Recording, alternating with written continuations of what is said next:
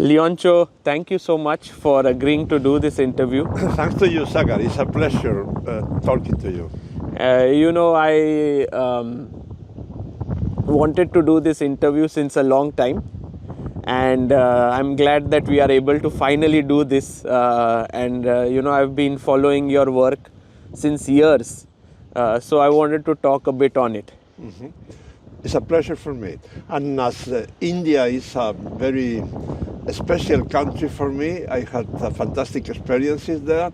So talking to you is even more interesting. Wonderful. Should we walk while we are talking? Yes, of course, okay. With pleasure. You said that you have had fantastic experiences in India. Any that come to your mind? Well, for instance, Sanginagar was my first 2 trips were to there. And it was a very, very special place. It was a very small village. Actually, it's a factory surrounded by houses where the workers live. So that kind of atmosphere was my first experience in India, knowing the Indian food and Indian people, I mean working class people mainly. This was in which year? Oh, I don't remember exactly, but it should be 92, yeah? First half of 90s, yes, exactly. 92. First half of 90s. Was it Anand match or? I went there twice. It was something like candidates quarterfinals and then the Anand match against Kamsky, I think. Yeah, exactly. So I remember that as a very teaching experience. I learned a lot about India, of course about chess as well, but especially about India. And then, well, other trips, the last one was to the Chess Olympiad in Chennai. And, what can I say? The Chess Olympiad is still my favorite tournament. I have covered something like, I don't know, maybe 19 or 20 or something like this.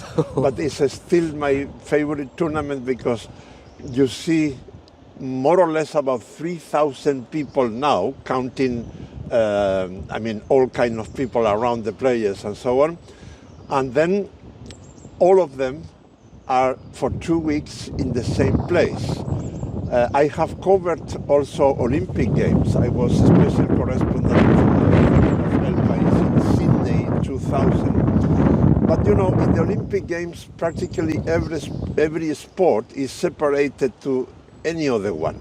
So you don't have the same kind of atmosphere with so many people from so many different countries, religions, ages, etc., all together. And this is really the big party of chess, and this is fantastic for me. And the Olympiad in India, in Chennai, was one of the best for me. Yeah. Amazing, amazing. Yeah, this is wonderful to know. And your own career, I read, started in 1980s, early 80s. 83. 83. Yeah. And it was this cycle where Karpov was already the world champion and then Kasparov was rising. So maybe it could be right to say that your journalistic career in chess began with the rise of Garry Kasparov. Would that be right to say? Yeah, I was very lucky. In the key moments of your life, you have to be a hard worker and a passionate as well, but you also need some luck. And I had some luck. But it was I think it's interesting to talk about how I discovered that chess is a gold mine for a journalist. Really? Yeah. How did you discover this? I was a semi-professional chess player before that. I was FIDE master with 2 IM norms, yes, and fighting for the title and so on. But suddenly, I used to write the stories of the tournaments I was myself playing for a Spanish chess magazine called Jaque. And then I was writing the story about the Spanish championship I have played. And at the end, when I finished my story, I realized that I had much more pleasure writing than playing. So that made a click in my mind, right? Then I was so lucky that immediately after, FIDE announced candidate semifinals, Kasparov-Korchnoi, Smyslov-Rivlin, were going to be played in London. Yes. I had very good friends in London, which means a bed for free. I mean, I didn't need to pay for a hotel. Okay, then I sent a proposal to a local newspaper in the Basque country, in the north of Spain, and as my budget was so low, they say yes, of course. So I was their special correspondent in London for the candidates tournament. Then the key moment arrives when I am flying from Bilbao to London, and in the plane I suffered some kind of panic attack, because suddenly I thought, my God, but Leontxo, what are you doing? It is not the same writing for chess fanatics, chess lovers, than writing for general audience. I was, thinking on a person who is having breakfast with the newspaper open close to his breakfast or her breakfast, and then going through the newspaper, get into the sports section, and then they see football, basketball, handball, athletics, tennis, golf, chess. And I have, my goal is them to stop when they see chess. But how?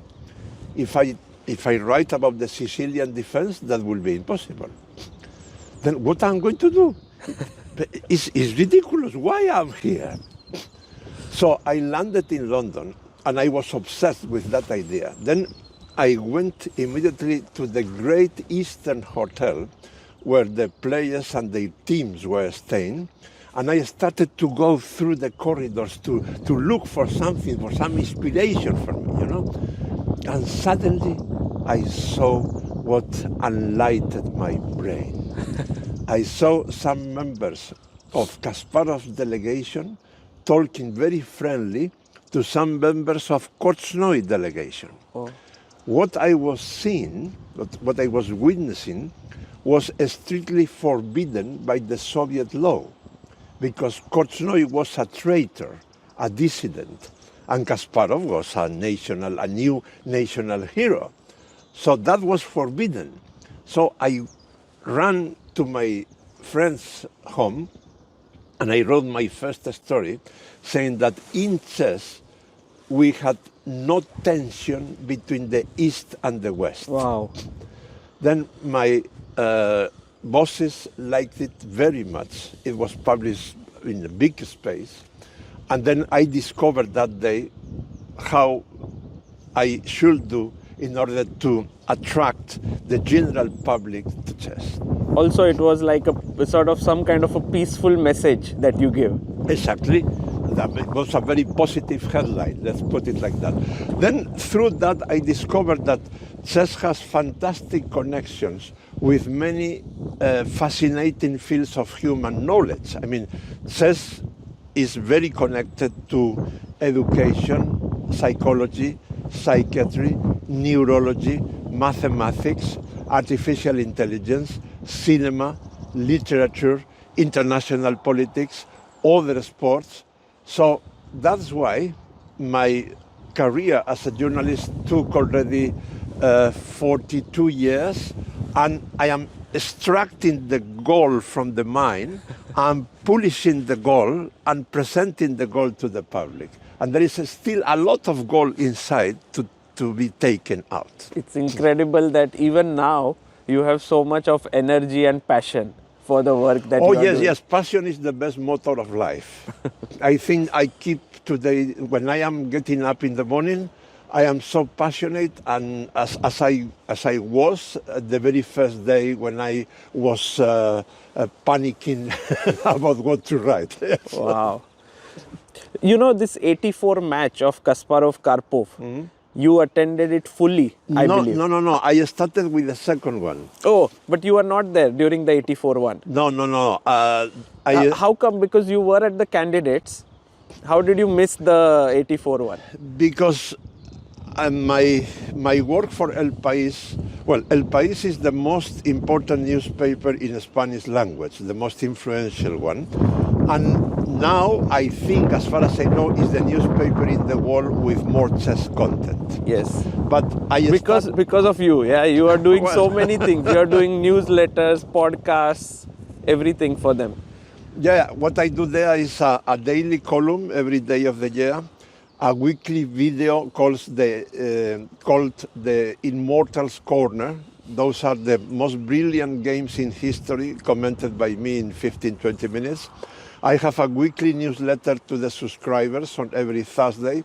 And then, depending on the news, I do stories, interviews, and so on. And we also have a podcast, which the first season was very successful.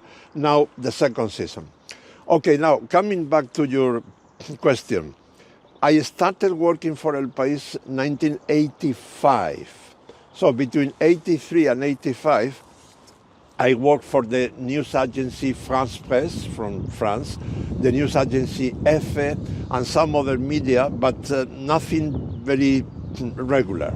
So my first job for El País was a very special one, was to be a special correspondent for 2 months and a half in Moscow for the second match, Karpov-Kasparov.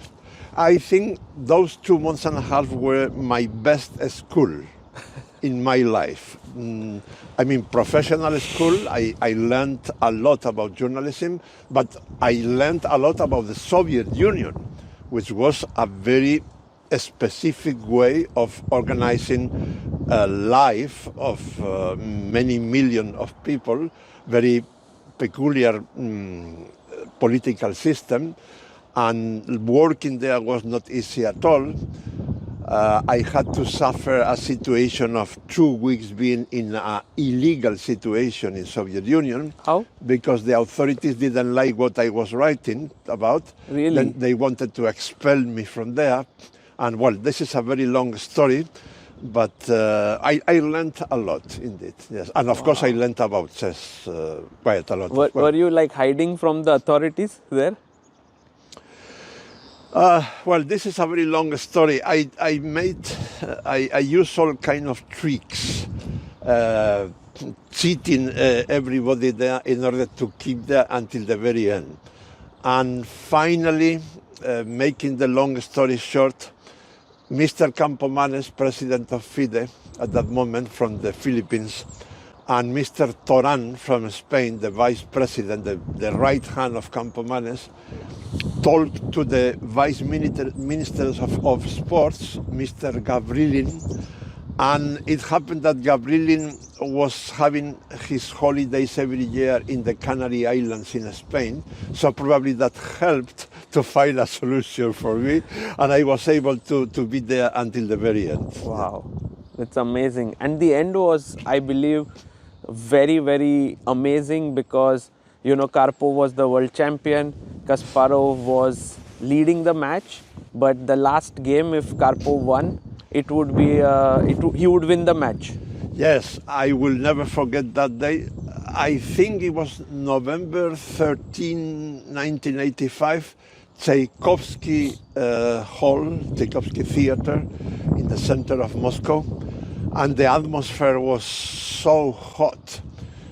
I mean, Karpov followers and Kasparov followers. It's interesting, no? Like at that point, even though they came from the same country, they had completely different ideologies. Oh yes, this is very important to underline. Karpov and Kasparov were representing 2 completely opposite ways of understanding life in the biggest country in the world, where chess was a very popular passion. I mean, I don't know, even more as big as football in Spain now, or maybe cricket in India, for instance. It was something like that. Wow.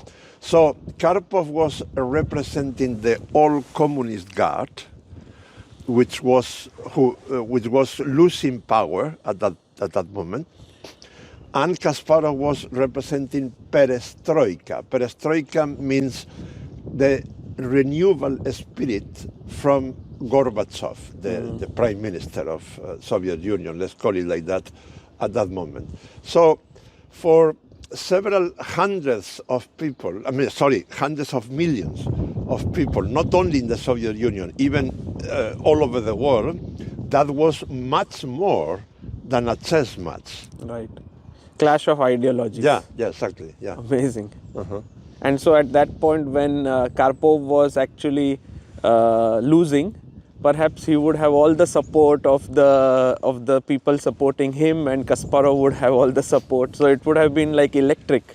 You know, if we simplify very much, the Karpov followers were white-skinned mainly, and the Kasparov followers were more dark-skinned. I mean, people from Azerbaijan, Georgia, Armenia, and other republics, while the, let's call it pure white Russian, were most of them supporting Karpov. So you could see that in the theater. And the security people had to work very hard to refrain people from, expressing their feelings, because they were looking the position at the wall board, and Kasparov was winning. So, and it was very difficult to refrain the joy of Kasparov supporters and so on. So it is very difficult to forget that day. It's one of the most unforgettable days in my life, yes. And Kasparov was just 22 at that point when he won. And I remember that final game when Karpov played e4, Kasparov, not at all thinking of a draw, played Sicilian.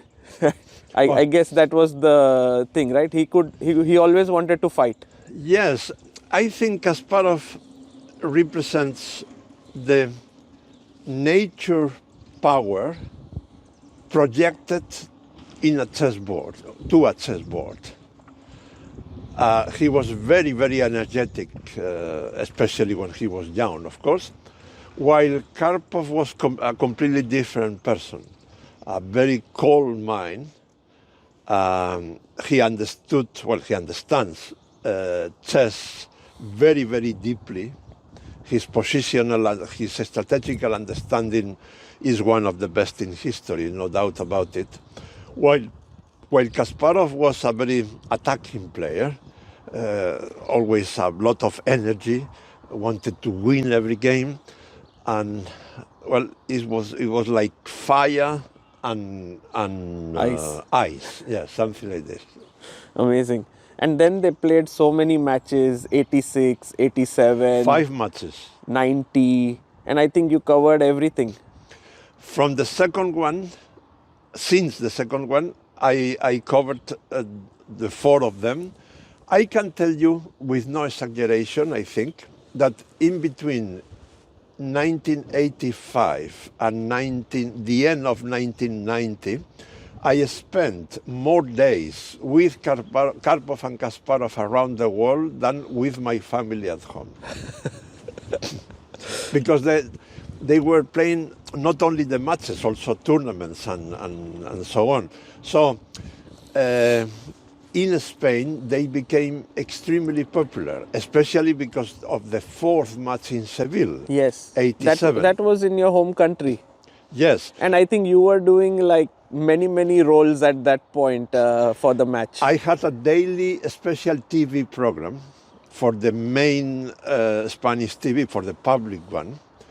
Every evening, every night, I had a TV program of 15 minutes, more or less, for 2 months and a half. Wow.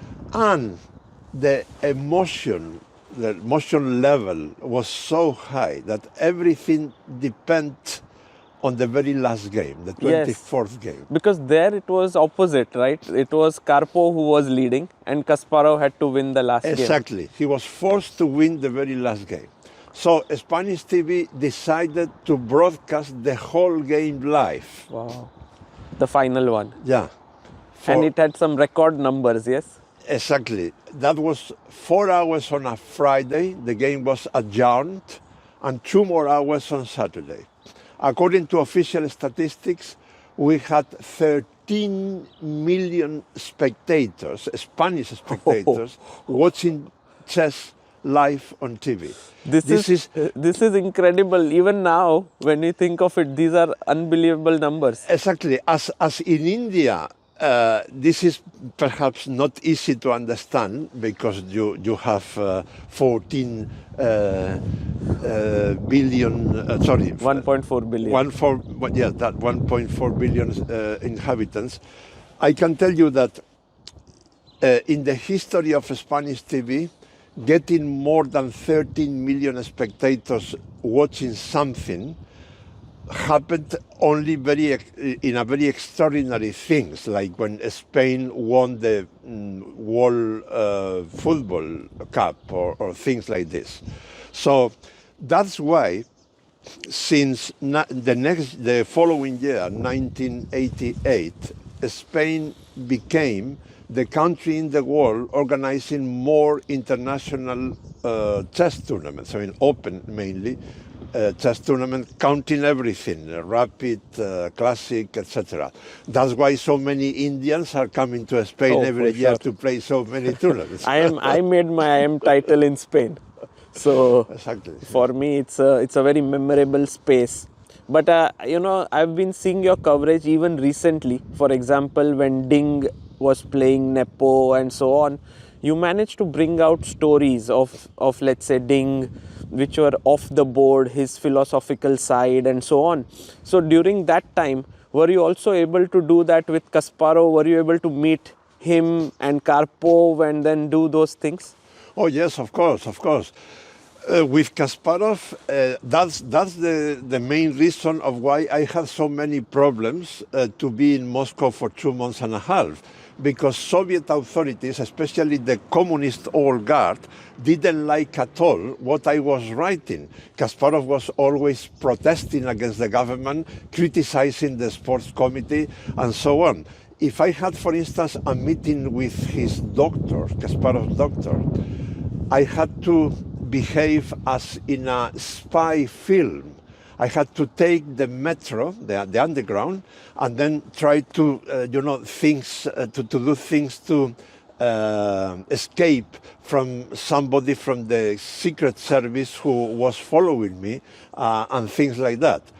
So they didn't like what I was writing at all. That's why I had so many problems. With Karpov, in those years, I had some quarrels, some strong discussions, because he thought that I was writing in favor of Kasparov. And I said, well, look, you are protected by the power. He is not, or he is less protected than you. So this is what I am reflecting in my stories. But from the chess point of view, of course, I am saying that you are one of the best in the history of chess. So our discussions were like that all the time. But Kasparov would have enjoyed talking to you. Yes, normally, generally speaking, both of them treated me very well, with few exceptions. And Kasparov understood from the very beginning that I was doing my best to popularize chess not only in Spain but in the Spanish-speaking countries. I think he understood that was important, and our personal relationship was always good, and it is very good today, even today. Wonderful. By the way, today I am really very worried about him, because he is probably the next, or one of the next, in the list of people to be assassinated by Putin. So I hope that he will take care of himself. While we go to the next person I want to talk about, should we go inside and talk? It's very cold here. Yeah. We are in Wiesenhaus, beautiful space. I also wanted to talk about Fischer. Oh. Because you are one of the few journalists, I believe, who could meet him. And could you tell about, I think you met him 3 times? Yes. And these were all secret meetings. Yeah, I promised him that that was off the record, and I respected the off the record until many years later. Yes, practically until he died. Yeah. When did you meet him? The first meeting was close to Frankfurt Airport, in a hotel there. 4 people. He, one of his best friends, of the very few good friends he had at that moment, it was a businessman from Venezuela called Isidoro Cherem. I was joined by Jose Ignacio Bores, who was a businessman from Barcelona, trying to offer Fischer to play a friendly match with Spassky. Fischer didn't play anything for the last 19 years, since 1972 to 1991, where I met him for the first time. So this was, your meeting was in 91? Yes, it was about March 91, I think, yes. Okay. So 91 you met him and you wanted to convince him to play a match with Spassky. Yes. When we met, well, I have to tell you something before, because in order for our audience to understand everything. I had, in the previous years, I had a frequent relationship on the phone with Mr. Cherem, the Venezuelan businessman. And then Cherem told me, I'm going to talk to Fischer, to Bobby, about you, but I will not tell him that you are a journalist, because he hates journalists. And I said, no, I don't like this.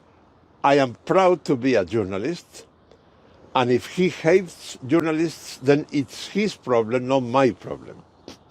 You can tell him that I was a semi-professional chess player for about 10 years, and now as a journalist I'm trying to promote chess as best as I can, so I don't want to hide this. Okay, so when we met in Frankfurt, at the reception of the hotel, he was correct, I mean polite, he shook my hand, but very cold, very distant, right? So we had lunch together, the 4 of us, and after the soup, he took a magnetic chessboard from his jacket, he opened it, he put a position there, he passed me the magnetic chessboard through the table, and he said, Mr. Garcia, are you able to recognize this position? Okay. So I realized he was testing me. Wow. In order to check if I was lying or not when I said what I said to Mr. Cherem. But did you recognize the position? Yes, because I was very lucky. Yeah. Very, you know, as I told you, in key moments of your life, you need to be lucky. And then I say, well, I have to say, in my time as a chess player, one of my favorite variations was the 4 pawns attack against the king's Indian defense. Then I immediately said, of course, this is your game against the Spanish Grandmaster Arturo Pomar in La Habana Chess Olympiad. You sacrifice a pawn here with c4 and then knight c5, and you won very nicely. Oh, wow. Then he was really impressed. So that evening we had dinner, the 4 of us, in the old part of Frankfurt. And after dinner, only the 2 of us, Bobby and myself, we were walking together around. And that was a very difficult moment for me, because suddenly I discovered that my hero, because I started to play chess myself in 1972, thanks to Bobby Fischer mainly, my hero was a terrible person in some sense. He was hating not only journalists, but also black people, of course communist people, and so on. He was quite sexist as well, And it was a very difficult moment for me. I had a dilemma. What shall I do now? Shall I just cut this relationship and say goodbye? Or shall I resist here? And I decided the second option because I thought that it was a very unique opportunity for me to know very well a genius, a real genius. Not only my hero, but a real objective genius. So I decided to keep talking to him, listening terrible things. I discovered that he was mentally very ill, but it was at the same time a genius. So A genius at chess. not only.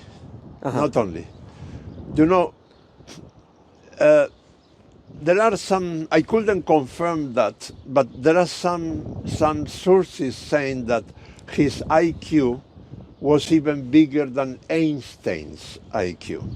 Probably that was right, because, you know, for instance, he was talking to me about international politics, and his analysis at that moment were quite good, even brilliant.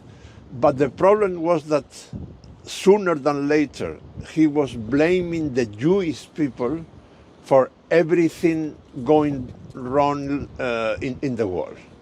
I mean, Jews were guilty of everything, according to him, which is unbelievable, because his mother was Jewish and his real father was also Jewish. So, you know, the person who has described this better, in my view, is an Icelandic psychiatrist called Stephenson, who became a real friend of Fischer in his very last years in Reykjavik.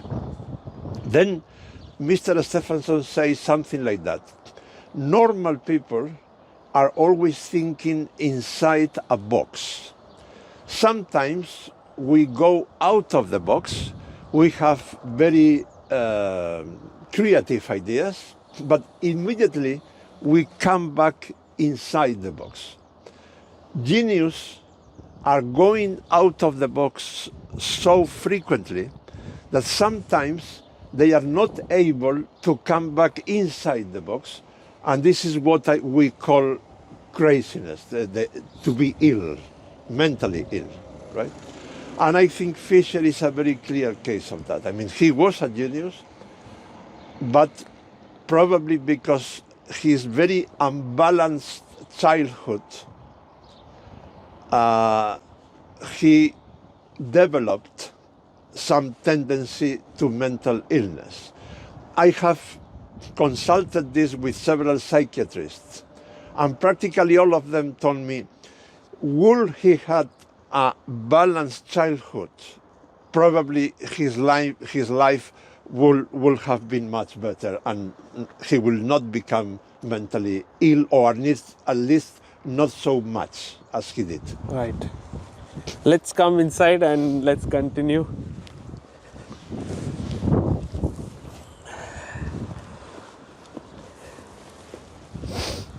So we are now going inside the castle, and this is a fantastic place, isn't it? yes, this is beautiful.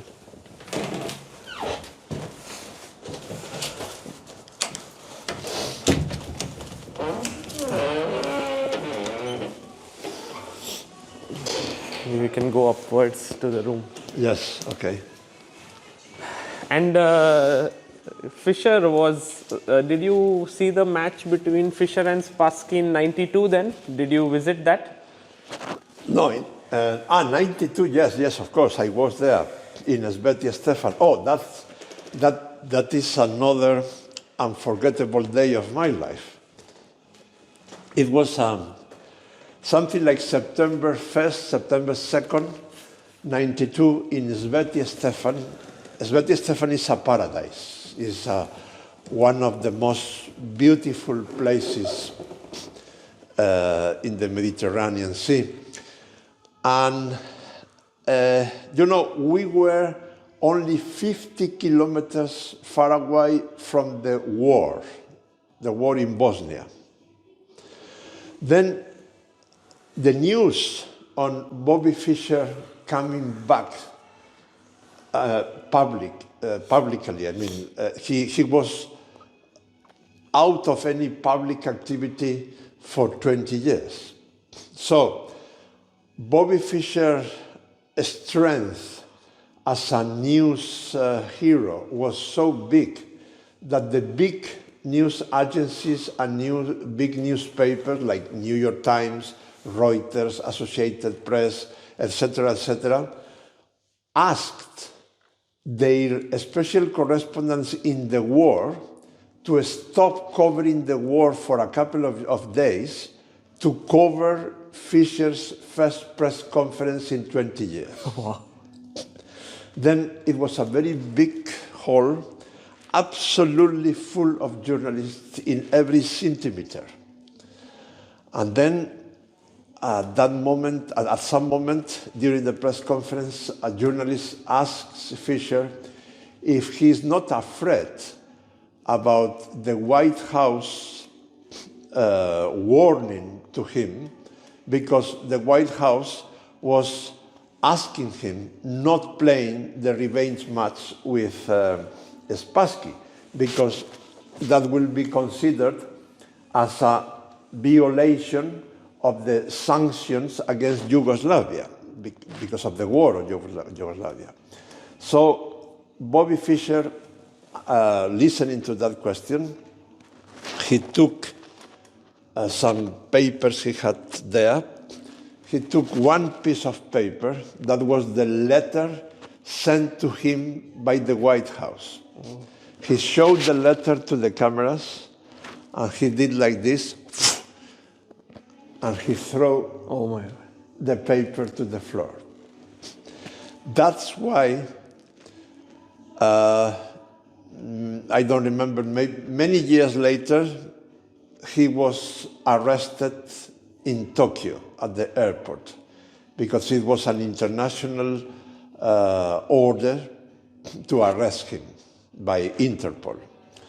And, well, you can wonder if playing a chess match could be considered such a very serious violation that many years later he was arrested because of that. But what an experience it must have been to see Fischer. Mm-hmm. Maybe there's some music in the background, if you could come here. Okay. But you also met Vishy Anand and spent years and years with him. And maybe in some ways, do you think like the genius of what Fischer did, like completely unsupported by the system and becoming a world champion, is a little similar to what Vishy Anand did, not supported, not having any support in India, but becoming a world champion? Mm-hmm.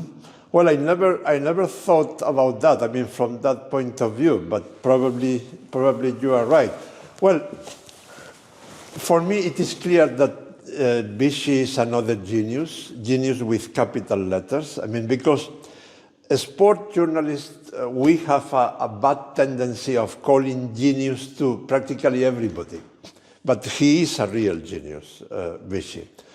And he is a very modest genius as well, which makes him even bigger. So I remember our first meetings in Linares tournament. He was so modest that in one of my interviews with him, I knew in advance that Frederick Friedel from ChessBase, during a stopover in Germany of Vishy coming from India to Spain, Friedel took some kind of IQ test or something like that to Vishy, and then the result was extremely high. And then my question to him was something like, "Oh, your mind power is really fantastic." And his answer was, I don't care at all about my mind power, you know. And then another of my questions were, but this is your first tournament in Linares, facing every day one of the best players in the world. Why are you using such a very short time? You are playing so quickly with a lot of time spare in your clock. Why? I mean, if you think a little bit more, probably you will play better. And then his answer was, no, because if I think, I make a mistake. And well, that was very impressive, of course, impressive. And then, well, he was spending so much time in Spain. He was actually living near Madrid. So I also visited him in his home, and also with Nieves and Mauricio, his Spanish parents' home. So yes, I met him many times, and he's a fantastic person indeed. He's also one of the most cultivated grandmasters. I mean, you can talk to him about many other things outside chess, and his knowledge is very wide. Amazing. And what about Magnus, now that you've seen him since evolving as a very little kid to now a full-fledged GM, and somewhere, you know, we've reached the stage where it's a little bit on the lines of what Garry Kasparov did in 1993. Yeah. You know, I mean, maybe that won't happen here, but it's like the FIDE and the world champion having issues and so on. What is your take on Magnus as a player, as a genius? How do you see him? Well, first of all, I would like to underline a very big difference between Carlsen and Fischer. Both of them are big geniuses, but Carlsen was very well educated. This is a crucial point. I know that very well because I had many talks about it with his father, with Henrik, along the years. I know that Magnus and also his three sisters were very stimulated from the intellectual point of view since they were babies. This is very important. And also, I think Henrik, the father, was very clever, because there are several, especially two moments in Magnus' life which in my view are crucial. The first one is when he was 4 years and a half, Henrik, the father, who is a strong chess amateur, was of course very interested on Magnus being a chess player, because Magnus shown from since the very beginning that he was a wunderkind. Then Magnus was not interested in chess at 4 or 5 years old. And Henrik was clever enough to stop not pressing at all. He said, okay, you don't like to play chess, we don't play chess. That was a very clever idea. Because then, about 3 or 4 years later, Magnus became jealous of one of his sisters, and then he asked Henrik to play chess, and that was the beginning of the career. And the second very key moment was Magnus was suffering from bullying at the school. And then the parents, Henrik and his wife, were clever enough to take a very difficult decision. They decided to take a sabbatic year.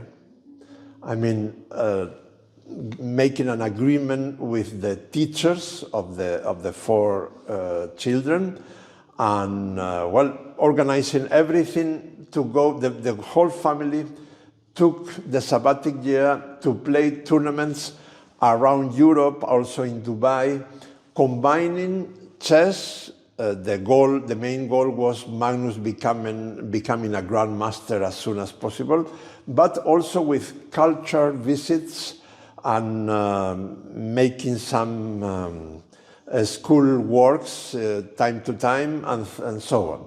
Then in my very first interview with Magnus, when he was about 16, more or less, or 17 in Linares, he told me that sabbatic year was the best year of my life so far, which means that Henrik and his wife were really very clever on their way to educating a very extremely intelligent child, which is always very difficult. I mean, it is a privilege to have such a child as your son, but it's also a big responsibility and a very difficult task to do, and I think they did it very well indeed. Amazing, amazing. And where do you put Magnus, let's say Vishy, Fischer, Kasparov? There's always this question of the greatest of all time. Well, first of all, I think the chess amateurs should think that in chess, that question of who is the biggest in history is impossible to answer objectively. Because in chess, more than in any other sport, every world champion has learned a lot from the previous ones. And now you have to add another very important argument, which is computers. I mean, Magnus has been working and learning a lot from very powerful computers. So, for instance, how can you compare? Let's think about Faustino Oro. He's an 11 years old Argentinian boy. Objectively, I think that he could be the best 11 years old boy in the history of chess. I met him when he was 10, and probably, I don't remember any other 10 years old player playing chess so well as he was playing last year. Okay, but now, this is the important question. Think about Bobby Fischer or Judit Polgar. They were studying chess only with paper materials. I mean, books, magazines, newspapers. Think about how many chess positions they were seeing every day. Now, compare with how many chess positions Faustino Oro is seeing every day. When he goes to bed in the evening, well, he has seen, studied, analyzed many, many, many more chess positions than Fischer or Judit. So that means that objectively, yes, probably Faustino Oro is the best chess player 10 years old in history, but not necessarily his talent is bigger than Fischer's or Judit Polgar's talent. So if we talk about world champions, it's the same. Something to be trying to be more concrete I can add is, I think the most difficult record made by Garry Kasparov is being #1 for practically 20 years in a row. Well, Magnus is still very far from that. He has, I think, around 15 years now. Yeah, as maximum, yes. Yes. So maybe Garry, in that respect, longevity, he is also Magnus feels that Garry is perhaps the greatest of all time. I think that's why when Magnus has to answer about this kind of questions, he always recognizes that Kasparov is a very big one. Yeah. Amazing. You also gave a name, Judit, and I think you are very close to her. You know her very well. Only female player to reach top 10 in the world. An absolute legend, yeah? Yeah, well, first of all, I think Judit is one of the most intelligent people I have ever met. And she is a very good person as well. Her contribution to chess is extremely important. Is one of the most important, most influential chess players in history, because her case and her sisters, of course, case, the three of them, is very significant. I mean, you can say, you can think, if all girls in the world will be educated as the three Polgar sisters, for sure we will have many women among the top 100. As you probably know, the three of them, they never went to school only for exams. They were educated at home and with chess as one of the most important subjects at the same level than mathematics or English or whatever. So I think that we should think about that. Of course, the problem is that we don't know still enough about the human brain to specify how big are the differences between male's brain and female's brain. We know that they are different because the hormones are different, but we don't know two very important things: how different they are, and especially if education and atmosphere around you along your life can modify your genetic tendency. According to the Polgar sisters' example, the answer is yes. The education can modify very much because they also had hormones, but they didn't left chess, they kept playing. So we should think very deeply about that. Amazing, amazing. And overall, through all these years of work that you have done, now over 40, what is it about chess that keeps you so interested in it? Like, is there something you see? Because I see many people saying, okay, chess has become saturated now, the opening theory is so much. What is your feeling there? Well, I keep my passion for chess and for my job as bigger as it was the very first day for two reasons. The first one is something I already said in this interview. Chess is connected to many passionate or fascinating fields of human knowledge. For instance, the very last chemistry Nobel Prize for Demis Hassabis is very related to chess.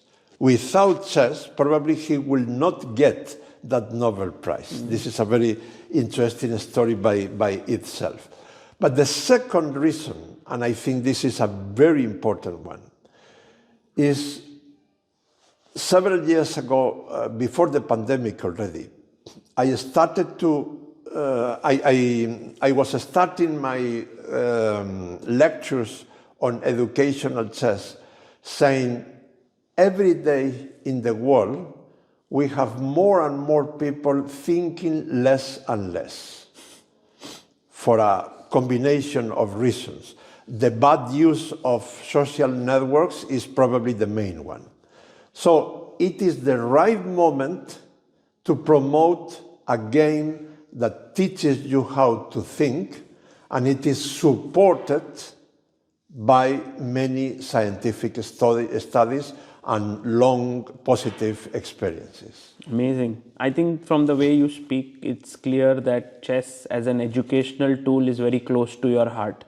And I think you have you brought chess into education for many, many different, not just regions, but countries. Well, I think one of the most rewarding things a human being can do in his or her life is modestly contributing a bit to a high-quality education of millions of children. Okay, if you multiply the about 30,000 school teachers who have attended my lectures, workshops, etc., in more than 30 countries so far, if you multiply that 30,000 number by the number of students going through them along their professional careers as school teachers, then you have millions of children. So I feel especially proud because I am putting my small grain of high quality education on so many children. What's the secret of your chess in education? Like, do you think that there is something that you have developed, a curriculum or something that you teach, or is it just transferring of passion to the teachers? No. In this case, passion has to be supported by science. And then we have already enough evidence to say that those students who their teachers are using chess as an educational tool with them are developing more their intelligence in many parameters, including, this is very important in the 21st century, including emotional intelligence. And they are getting better rates in general, but specifically in maths and reading comprehension. This is science. This is not my passion. This is science. So, I think we should keep promoting chess as an educational tool because it's a very powerful tool. Mm-hmm. Another question which I had was that when I come to tournaments, I always see you working extremely hard, very long hours, late in the night, and so on. Has it never impacted your health as a journalist, as a person, or how do you manage your health? Well, this is an interesting question. I take care of my health. I mean, I take care of what I eat, especially to make it balanced as much as possible. I try to make some physical exercise every day.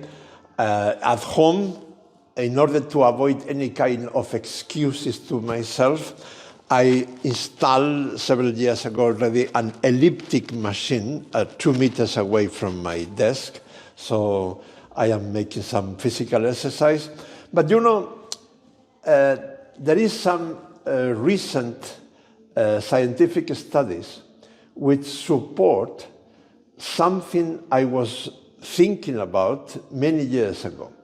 My intuition told me that the kind of stress you are suffering doing something you love to do it, that is your passion, not only your profession, is not that bad as the kind of stress that you are suffering if you are working only for your salary, okay? Because you need money to have a life, right? Now we have scientific studies saying exactly that. So as I am passionate of my job, I feel a very big privilege because I am doing 3 of the things I like more in my life, which are, I don't know by which order, but traveling, journalism, and chess. I'm doing the 3 things all together, mixed, and I am paid for that. So how can I complain? How important is money in your life? Like, at some point it is definitely important for sustenance. But then, you can make as much money as you want in this. You are now well known. You can, people want you to come to places. How do you think about money in your entire career? Money is a tool. Of course, I need money. I will need money, especially in the coming years, because right now, let's cross my fingers, my health is fantastic, but statistically, in few years, probably my health is not going to be so good. So I should get some money in order to retire in a decent way. But it's just a tool. I mean, in my life, there are several things much more important than money. And what about the role of a family? Could you tell us a bit about your family and how they have supported your passion? I can tell you what is the secret of my marriage. Well, marriage or just living together. I have been with my wife for the last 43 years. Wow. So your journalistic career and Yes, your marriage started kind of same time. My chess career started with my knowledge with Marie Carmen, who is my wife, yes. The secret is that she has to be with me only half of the year. That is the secret. Why do you say so? Well, because being every day together for 53 years is nearly impossible. And no, seriously speaking, my life, I think, is very interesting also for her because, well, sometimes she joins me traveling, which of course is fantastic. But then when I am traveling alone and I am coming back home, I always have many interesting things to talk about. But she's interested in chess as well? Yes, of course. She's my corrector. Oh. She's reading everything I write before I publish it. Even now? Yes, of course. Really? Every day, yeah. Wow. Yeah. She never got bored of it. Well, she didn't say it. And even when I am at home, my life is very interesting. I mean, in terms of the every day being different than the day before or the day after. So probably that is my contribution to a good couple life, right? I see that you have kind of now left a legacy of your work. You know, you've done so much for chess. Wherever you go, people sort of know the contribution you have made. But I think it has happened by doing little things right every single day. Would you agree with that? Yes. Of course, to be, how you say this in English, tenacity? Yeah, tenacity is a very important characteristic of my professional life. But I don't think I deserve admiration for that because, as I said, I am a bit privileged. So every morning when I get up, I know that I'm going to invest my time today on things I love to do. I will talk to very interesting people. I will think about mental challenges because chess is a permanent mental challenge. So I am feeding my brain with high quality food every day. So how can I complain about that?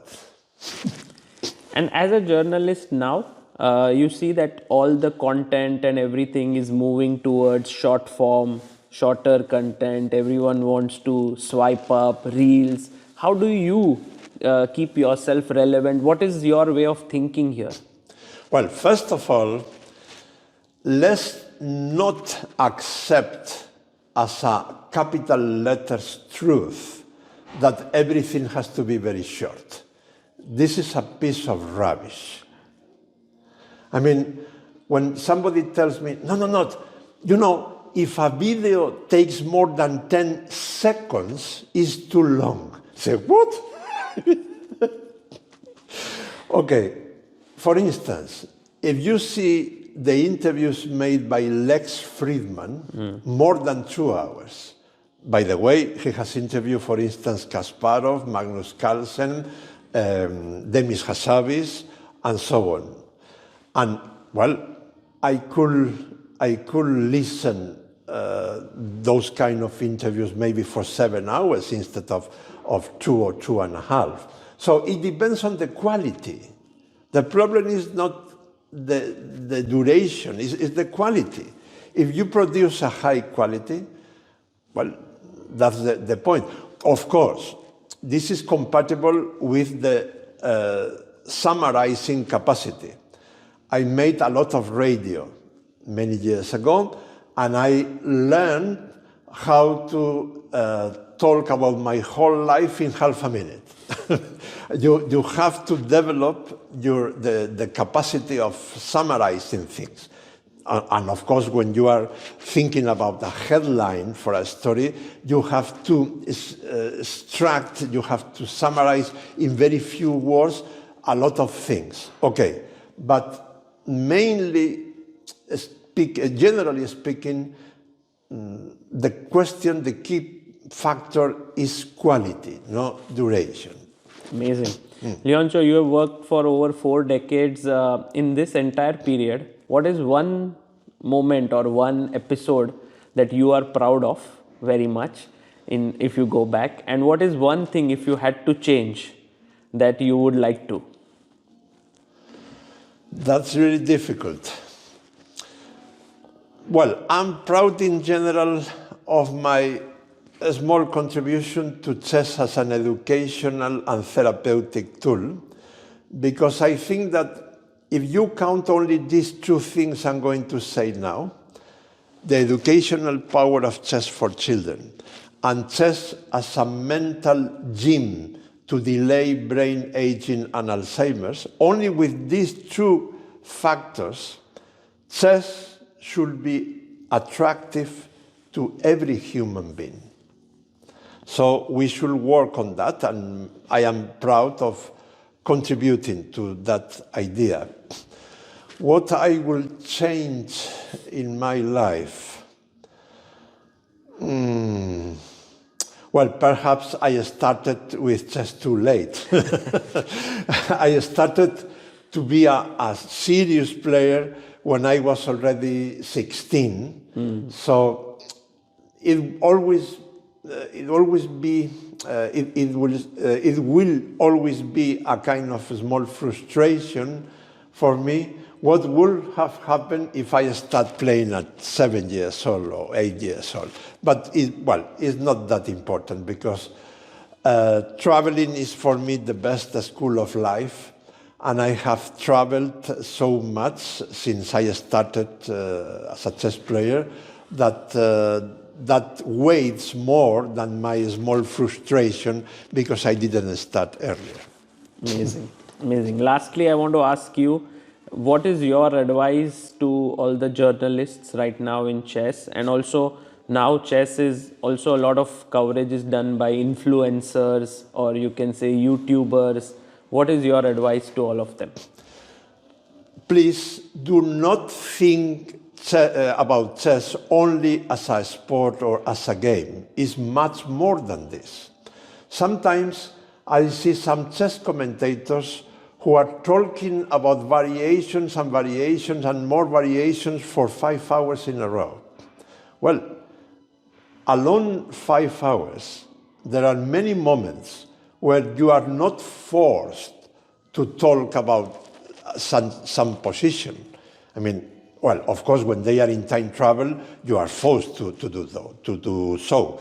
But if not, in some quiet moments, you can take advantage of the fantastic connections of chess with so many fields of human knowledge. And don't forget, chess has 1,500 years of documented history.